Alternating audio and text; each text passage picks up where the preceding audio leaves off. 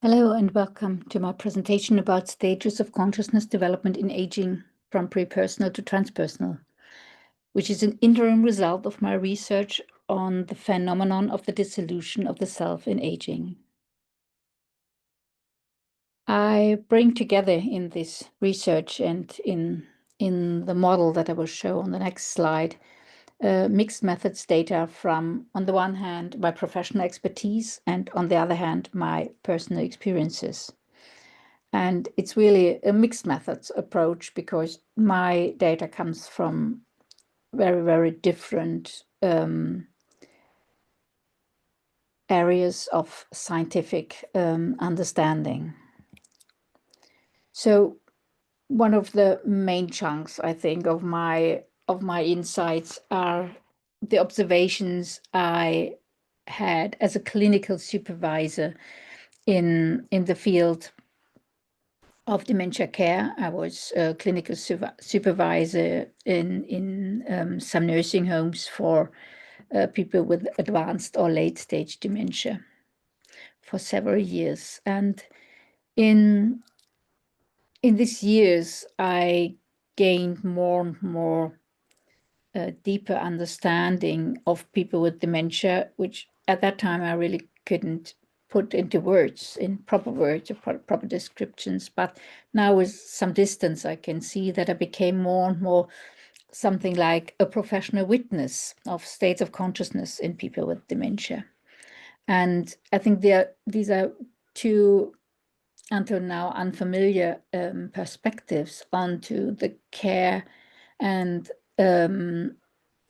the accompaniment of people with dementia. The one is that we look onto the state of consciousness in people with dementia. Normally, we look onto the behavior and the brain state and the needs. These are the most familiar perspectives, but not with a perspective of consciousness research, really looking in which state of consciousness is this person in the moment I'm approaching him or her.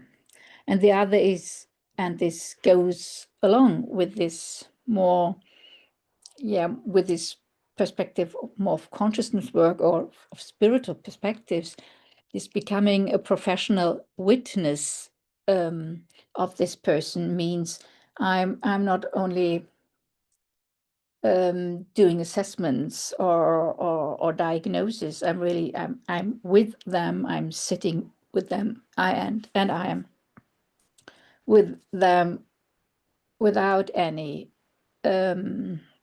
attempt to really understand them, just perceiving what is there. And from this perspective, I gained really, really interesting and fascinating perspectives. And I think the most important is that I gained an insight into a state of being or a state of consciousness. People in advanced dementia are often over their waking time, and this I call the unconscious emptiness. The other biggest chunk of data comes from my own process, from the phenomenological insights from my own process of the dissolution of the self, which I underwent over years after an extraordinary experience of consciousness, which I call the experience of nothingness. And in these years after this experience and this really rough transformational journey I had to experience, I recognized something in me, what I call dementia-like symptoms. There were really weeks, months, sometimes years, where I recognized changes in me that I knew that were very familiar to me from my former professional perspective, from my former professional career, which I diagnosed in people with dementia. It was different and it was similar at the same time. And another point is, and I think it's really important at this in this context, especially of my own process, is that I bring with me two own assessments in ego or adult developmental models, so that I can show my own level of consciousness in these models. From that moment, I was scored, and so that I can in some way guarantee that I was oriented and aware enough to do the research I've done, and it was not just coming from a state of illusion or confusion. And I think it's an important point at this point, in this context. Then I'm bringing with me to the table of research my professional expertise in, especially in the diagnostics of dementia and of depression in old age. This is, for example, the assessment instruments of the mini mental state examination and the geriatric depression scale. So I know, and I knew very well which symptoms I saw in other people and which symptoms I saw in my own. Another set of data that is very important are neuroscientific findings about the precuneus region in the brain and the default mode network, one of our main brain networks, and the similarities you can find in neuroscientific research when you do research about people in advanced meditative states, for example, from the non-dual meditation or Nirodha Samapatti, the cessation of consciousness on one hand, and advanced dementia states on the other hand. There are similarities. That's not the same. So it's really important to be clear there. It's not that they get in the same states, but the patterns you can see are similar. And this is in the context of the other insights I gained, a very important fact where I think we need more research and more comparison about.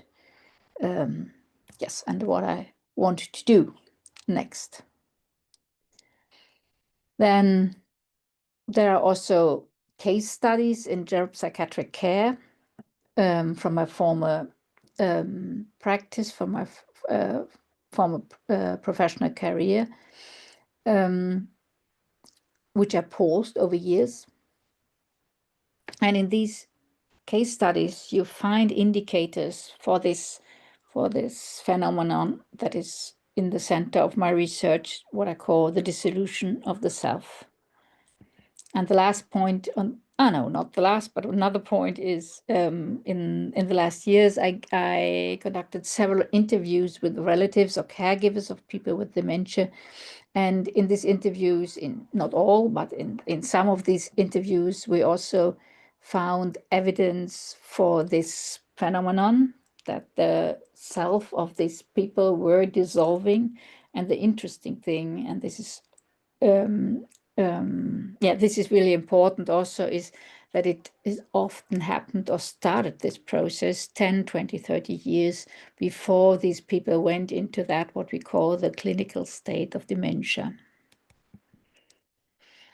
And then there are also, and this is a total different perspective, but really also important, there are reports from, for example, spirited teachers like the American teacher Adyashanti, about the symptoms of people who are undergoing spiritual crisis or spiritual transformational processes. Adyashanti is writing in his book about the end of your word.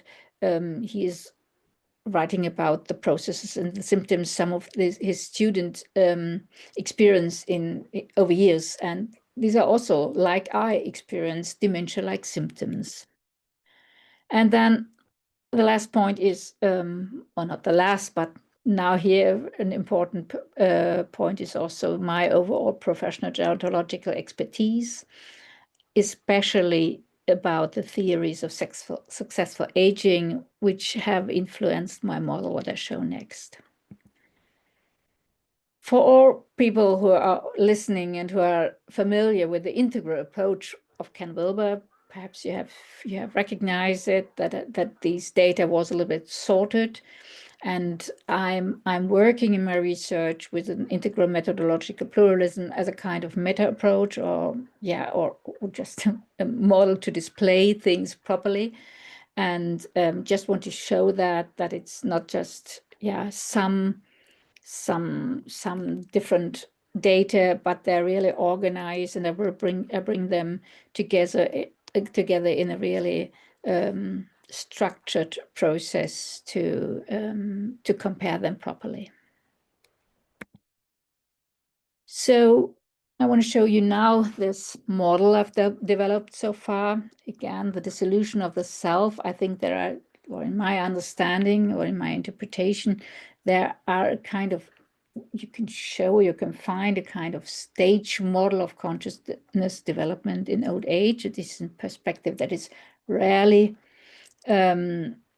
discussed until now. If you are doing a little research about developmental processes in old age, you don't find a lot of data. There's mostly the model of Erik Erikson about the life cycle completed, the 8 stages of development. 2 are dedicated to the, or 3 to the to old age, to aging and old age, and the 9th stage, his wife John Erickson had added to it later. I will come to that point at the end.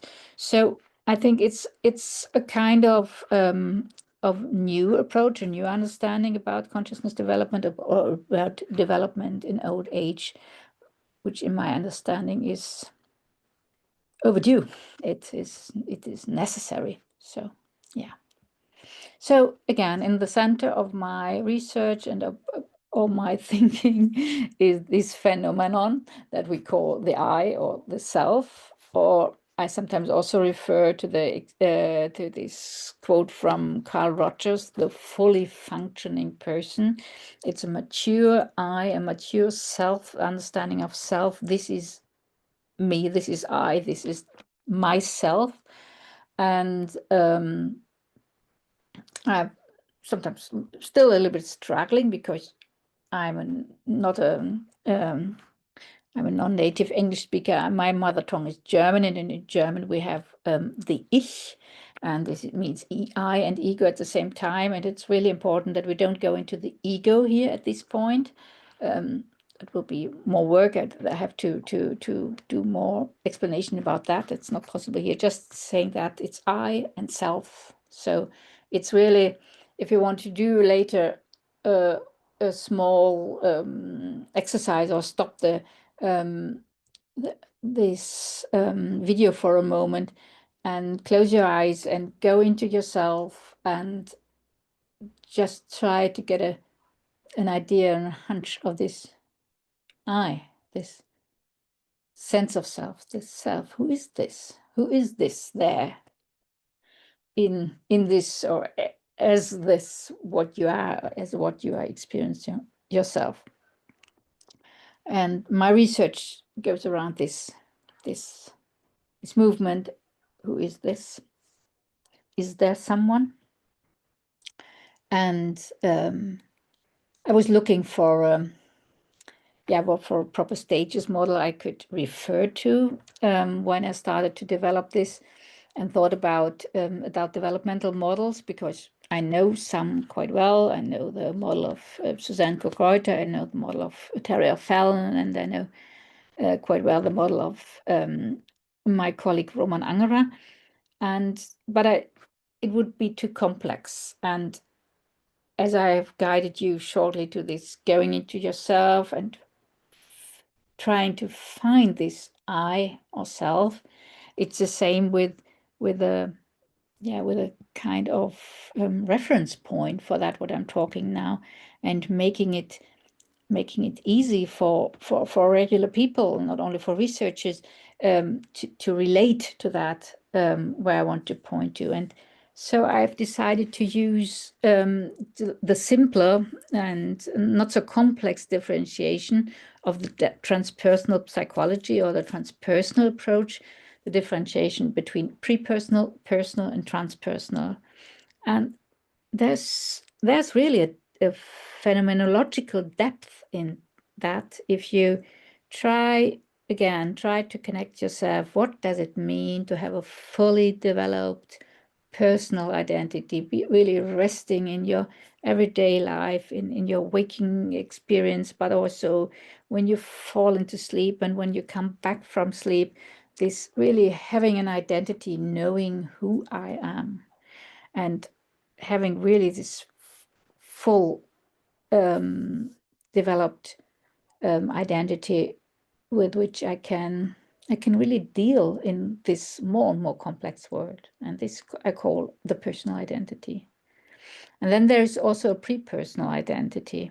And you all know that from your own experience. You all went through this pre-personal process as a toddler, as a child, as a young person. And yeah, it depends on your own developmental process. If you still have some pre-personal parts in your own identity, and I think most of us have. So I have pre-personal parts in my daily experience. Of course I have, and I think most people will have that, and we experience them very, very tough when we are triggered, how we call it today. So then shadow aspects are coming up when there are traumas throwing us back into our early identity. Then we are connected with our pre-personal identity. As an adult person, we are mostly identified or connected with our personal identity. And then there is also another identity, and this is that what we call the transpersonal. The transpersonal goes beyond the personal, but it does not only mean that it goes beyond, that there comes something new. There's also an old part is going. There's the old personal identity is more and more dissolving, and in this transformation from this personal identity to a transpersonal identity, and in some way from an I to a we, there's also happening a kind of dying process or dissolution process. And you can use the quote of Rumi a little bit as a pointer for that experience, this die before you die. So in my understanding, but that would be more work to more to talk about, the transpersonal identity is the real evolutionary experience of the old age. So what I will show now are different, I call that different manifestations. Of course, there are no manifestations. It's just the wording, the construct I'm using, different manifestations of self-awareness, self-transcendence, and the dissolution of the self. And it's a continuum. And I can't say this is the beginning and this is the end point. We could say from the point of creation, or from birth until death, or wherever we want to set the beginning and the end. It's, of course, it's a continuum. And when I now set some manifestations, I will now show 4 manifestations. They are not fixed points on a fixed line. They are pointers on a huge continuum, only pointers. And I'm starting with the field where I'm really most experienced and really so deeply connected now for more than 25 years in this field of dementia. And in my life, so many people with dementia went through my life and have imprinted their stories and their dissolution experiences. So this is really something where I feel drawn and really also with my heart connected to. So I see this as a kind of manifestation, what has a broad spectrum included also. I speak about personal people with advanced dementia, not with the early stage of dementia, not with the MCI, my cognitive impairment, really about a person with advanced dementia who has stepped over this line from where she was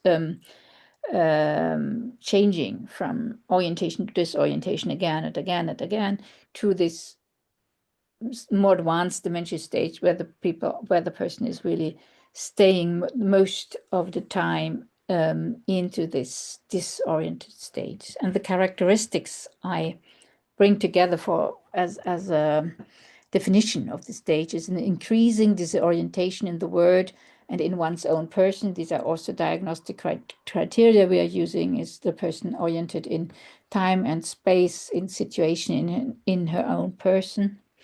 And that what is happening is a dissolution of personal identity. And you have to, if you're listening that as a relative of a person with dementia, you have to step back to understand that, because as a relative, you can't often see that, or perhaps only then when after the death of your loved one. So it needs detachment, it needs distance for looking onto that. And it's also for the caregivers, the professional caregivers, they're sometimes too involved on the horizontal level. You really have to take a vertical perspective. You have to look from above onto this process to understand it like that. And what is happening is really a withdrawal into pre-personal consciousness. That was something I really witnessed several times, so often in my former practice, because my own process started, and afterwards I could understand it better. But it was always palpable, visible, yeah, sensible. It was obvious. So yeah.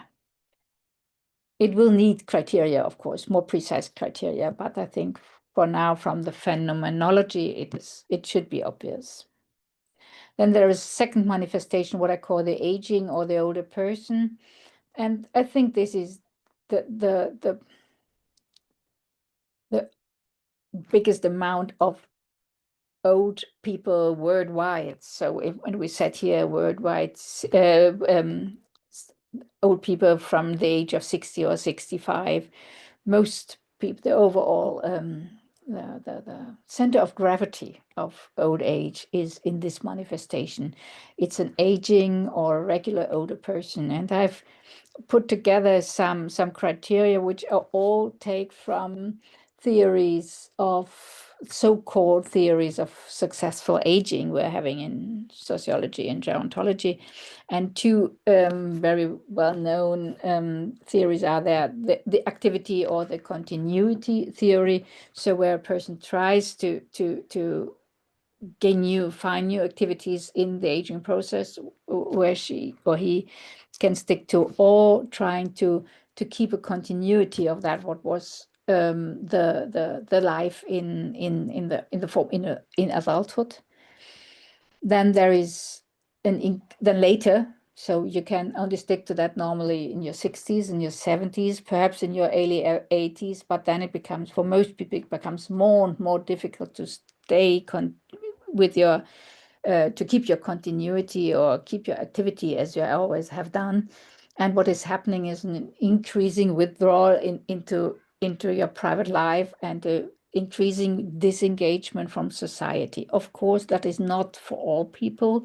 There are people who are very active, very social oriented, and in their 90s and even in their hundreds, but that's not the most. So we can see this, and we have also that theories of successful aging, and this is the disengagement theory, and this increasing withdrawal is is really good and well described in Laura Carstenson's theory, social emotional selectivity theory. And then there's also fact where you can identify a person, because it's by seeing this clinging. It sounds perhaps a little bit negative, but I think it's important to point to that. It's a clinging to the persona or the self-identity, really a difficulty, even in old age, of letting go of this old identity I always had.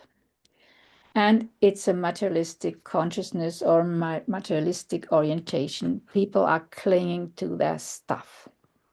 This is also a criteria that someone is on this kind of developmental level. And it's a mixed when we go back to when we look in this in the line with the prepersonal, personal, transpersonal, it's a mix between prepersonal and personal orientation or identity. Then we have the wise person or the elder,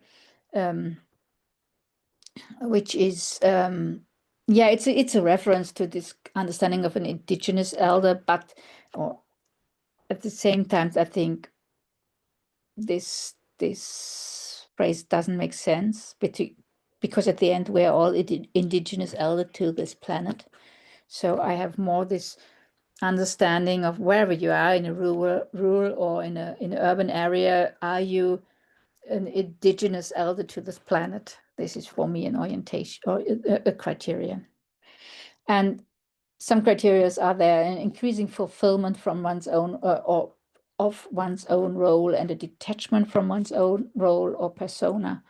Increasing gerontological, another theory of aging, the gerontological theory of Lars Thornson, who could identify in a few, not a lot, in a few people in his research project who experienced something that he called self-transcendence, and it's according to the transpersonal approach that has a definition of self-transcendence, and Lars Thornson called it gerontological, and a humanistic understanding or consciousness.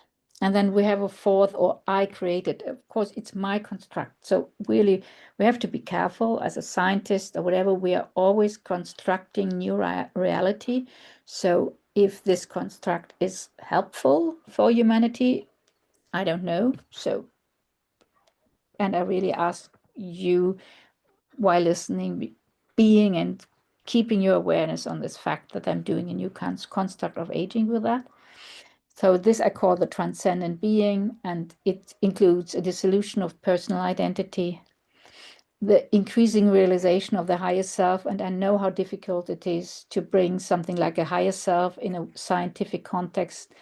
But in my understanding, it's urgent that we bring together science and spirituality for finding good theories, for developing good and really helpful theories for old age.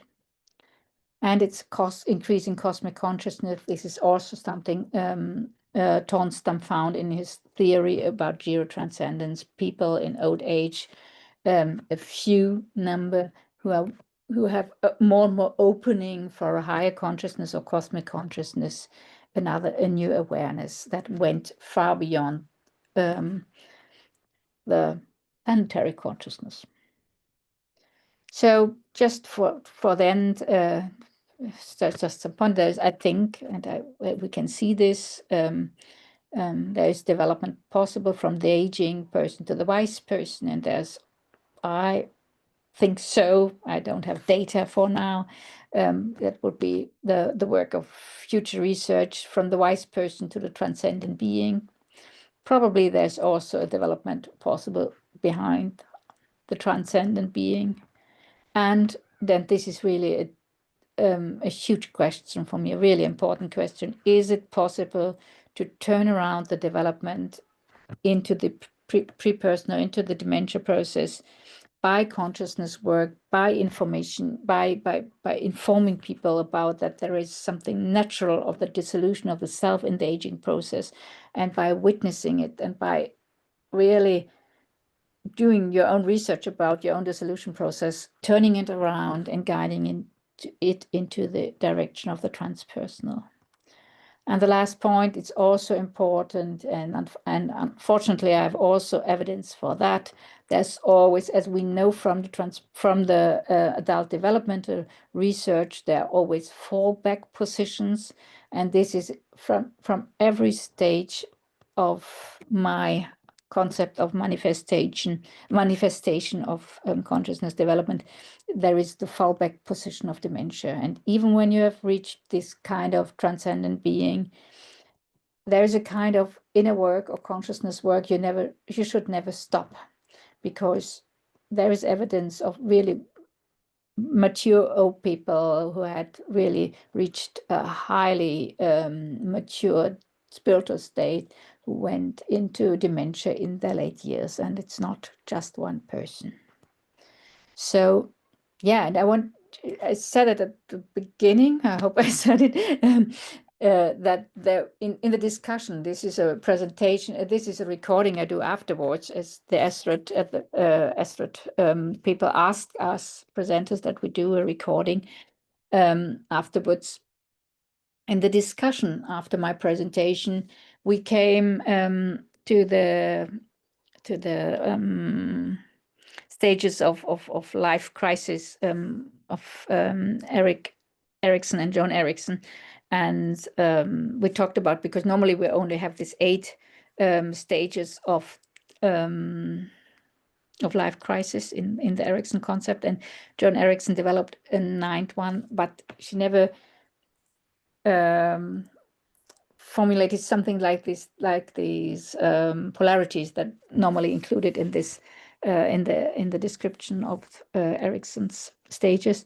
And I think this points to something, to a new understanding of this last life crisis in our existence. And this is the final falling asleep versus the final waking up. And this is really this dementia stage. And when you have cared not only for one person, but for several persons in a really far advanced late stage dementia, as I did in a, we call it care oasis, Fliegeoase in Germany, where I really witnessed the some people over years in this very, very late stage.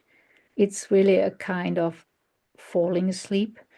And on the other side, seeing this really, really matured, there was just a story about a Tibetan Lama who died some days before with 100, and in his 100th year, and such a mature and awake person. So on the other side, so we have really this falling asleep finally, or waking up finally. So in my understanding, this is a good point to stop here, and I'm really looking forward to continue this research. So thank you for listening.